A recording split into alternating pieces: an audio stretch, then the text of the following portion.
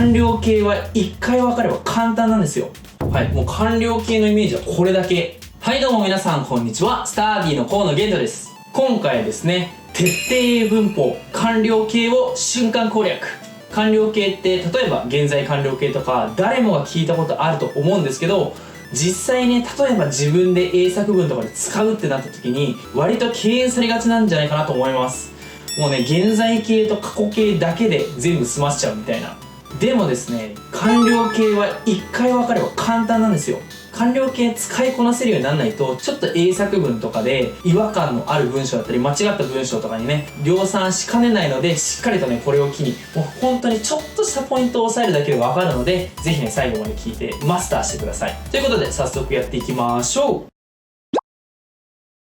それでは早速やっていきましょう。徹底英文法完了形を瞬間攻略。はい、まずね、完了形のね、一番代表格、現在完了形から。現在完了形、have プラス PP ですよね。PP っていうのは past participle っていうね、略なんですけど、過去分詞ですね。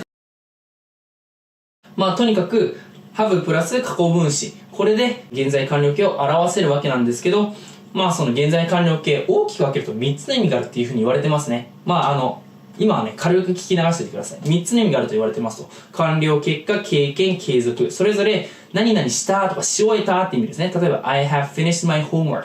ホームワーク、宿題を私は終えましたとか、経験したことがあるんですね。I've never been to America。アメリカに行ったことありませんって意味だったりね。あと、継続している。I have lived in America for 6 years。6年間アメリカに住んでました。これはまあ状態動詞。この lived に状態動詞が使われることが多いんですけど、で、それぞれこういうね、副詞と使われることが多いですよっていうふうに言われてるんですよ。うん。まあなんか3つしっかり押さえといてね、みたいなで、覚えときなさいよっていうふうに多分言われると思うんですけど、僕はですね、あんまりね、それ覚える必要ないと思うんですよね、これ。まあ大事なのは、こういうのがあるんだって頭の片隅に入れておいて、一応理解しておくこと。まあ1、2回ぐらい、ああ、なるほどねって理解しておくことっていうことは重要だと思うんですけど、ちゃんと覚えて、じゃあ、現在完了形の3つのパターンは君、みたいな。3つは、これとこれとこれみたいな感じで覚える必要はないんですね。そういうのはちょっとね、文法の勉強法としてはちょっと間違ってると。大事なのは、こういうね、全体像を、まあ、なんとなく頭に入れつつ、しっかりと文章を対峙した時に自分で意味を取れるようにすること。それがすごく重要だと思いますね。だから、意味は一回理解した。もう、わかりますよね。もう理解したと。じゃあ、その現在完了形の本質っていうものを照らせば、これは覚える必要なくて、どういうものかというと、現在完了形っていうのは簡単に言うとこれなんですよ。はい。もう完了形のイメージはこれだけ。ちょっと何言ってるかよくわかんないと思うので、簡単にポイントだけ説明すると、はい。現在完了形は時間的な幅があって起点があると。起点があってそこを出発点とした時間的な幅がありますよっていう時制なんですよ。これ何言ってるかちょっとわかんない方はいるかもしれないんですが、現在完了形っていうのは言うて現在なんですよね。例えば終わったとかし終えたとかしたことがある、過去にしたことがあるとかね、そういう風によく言われるので、過去っていうね、イメージを持ってる方いると思うんですけど、過去じゃないんですよ。言うて現在なんですよ。だって現在完了形ですからね。現在。この現在っていうものが全てベースにあるんだっていうことをしっかりと押さえてほしい。要は完了形っていうのは起点があって、この起点が現在に置かれてるわけですね。で、その現在スタートで時間的な幅がある。これでこの3つ全て説明できるんですね。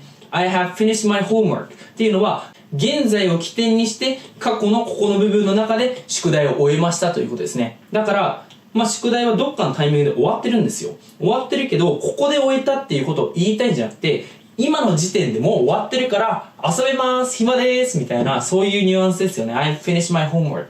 もう終えたから宿題やりなさいって親に言われて、いやもう今の時点で終わってるからみたいな、過去にやったよとか、まあ、もしかしたらこれ I finished my homework だったら1年前の話してるかもしれないですね。1年前の夏休みのやつはもう終えたんだけどねみたいな、そういうなんかノリになるかもしれないけど、とにかく今の時点で終わってるっていう状況を強調してるのがこれと。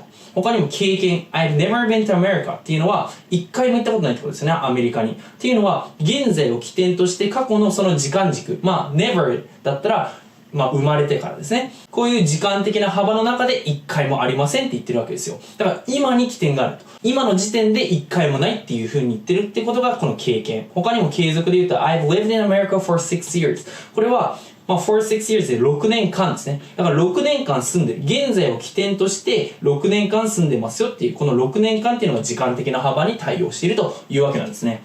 だから、結局全部ここの現在っていうものがあって、そこでそこまでの期間があるというわけなんですね。だからこそニュアンスが全然違うんですよ。例えば I went to America 私アメリカに行きましたっていうのは行ったことがあるっていうこのまあ経験的な意味ではなく行きましたっていう思い出話をしているっていう感じですね。でもそれ過去の話をしてるわけじゃないんですよ。これら全部現在している。今のところ6年間、今の時点で6年間もう住んでるんですよ。今の時点でアメリカに行ったことないんですよ。今の時点でもう宿題終わってるんですよっていう、今っていうことをしっかりと押さえておいてください。そうすることによってね、すべてね、理解できるので。これが分かれば、現在完了形って過去を表す表現とは一緒に使えないみたいな話あったじゃないですか。過去のある時点を表す表現ですね。それとは一緒に使えないというふうに学んだと思うので、それをね、次に整理していこうと思います。時間表現のうち、現在完了形の部分で使えるものと使えないもの。要は、まず使えないものが分かりやすくて、使えないものっていうのは、例えば yesterday とか、あとは、when I was a child とか、ここら辺は全部 yesterday っていうのはもう昨日って決まっちゃうんですよね。昨日ですよって。あと when I was a child だったら子供の時っていう、今とはもう切り離して、子供の時はこうでした。で、終えてるんですよ。だからもう過去で完結してると。現在関係ない。だから、それはもう現在完了形の現在っていうところともう矛盾してるわけですね。だからダメと。過去のある点を表す表現では使えない。これはもう当たり前ですね。もう現在完了形は現在だっていうことを押さえておいてほしいと。現在から始まるある時間の幅っていうことですね。じゃあ次に使えるものは、例えば、例えばなんですけど、本当に一例、before とか、今まで、以前っていうことですね。今を起点とした以前の間っていうことですね。lately、最近は、ここ最近は、あと、for なんとか、for 6 years とかね、6年間っていう、今から視点したこの幅のある時間っていう風に全部、今を起点にできるというわけですね、ここら辺。あと、例えば this week もそうですね、今週っていうのは今を含んでいて、今からこの週の間っていうことなので、全部それを含めると。いうことですね。こういったね、使えるもの、使えないものっていうのは明らかに分かると。で、ちょっとね、今回現在完了形の話をしたんですが、じゃあ起点をずらせば過去完了形だったり未来完了形だったり使えるんですよ。例えばこういう文章とか。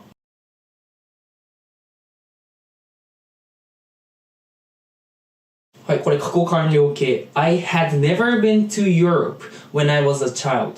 これは had been ですよね。この have プラス過去分詞 have been の部分の have が過去になったと had been これもすごく簡単でこれは時 when I was a child っていう子供であった時っていうのが起点になってるわけですよ。この起点が過去に移ってその時点の過去 I had never been この時点ではこの時間的な幅の中でヨーロッパに行ったことありませんでしたよっていう表現になるわけなんですよ。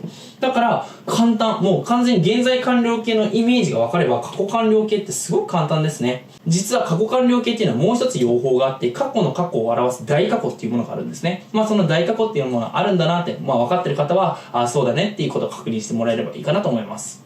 で、次に未来完了形も一緒。例えば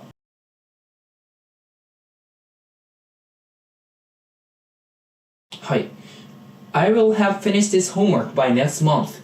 来月までに、これ来月までにって意味ですね。までにっていうことを表すと。by next month. 来月までには宿題を終えていますと。これも起点があって、これ by next month と。これ今があって、by next month っていうところを起点にして、この next month、来月までにはその間の時間的間隔までの間では終わっていますよっていうことをこれで表してるわけですね。だから簡単なんですよ。っていう感じですね。他にはね、現在完了進行形っていうものがあるんですけど、その現在完了進行形っていうのは、主に動作同士で継続を表すものだったり、あと動作同士じゃなくても状態同士でも使えて、それだけど状態同士で使う場合、ちょっとね、現在っていうところによりフォーカスが当たったような表現、ほぼ一緒なんですけどね、現在完了形と、みたいな表現があるんですが、今回はね、割愛させてもらいます。とにかく、現在完了形のイメージは起点がある。起点があって、そこから時間的幅があるっていう表現なんだ。それさえ分かれば過去の一点を表す表現と使えないっていうことだったり、過去完了形だったり未来完了形だったりも全く一緒でしょっていうことが全て分かると。